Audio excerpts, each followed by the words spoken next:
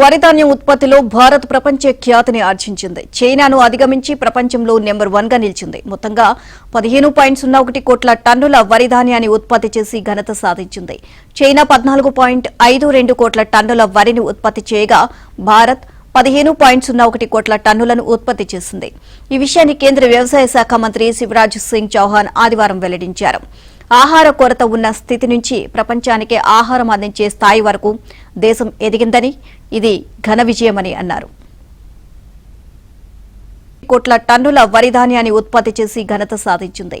China 14.52 కోట్ల టన్నుల వరిని ఉత్పత్తి చేయగా భారత్ 15.01 కోట్ల టన్నులను ఉత్పత్తి చేసింది. ఈ విషయాన్ని కేంద్ర వ్యవసాయ శాఖ మంత్రి శివరాజ్ సింగ్ చౌహాన్ ఆదివారం వెల్లడించారు. ఆహార కొరత ఉన్న స్థితి నుంచి ప్రపంచానికి ఆహారం అందించే స్థాయి వరకు దేశం ఎదిగిందని, ఇది ఘన విజయమని అన్నారు.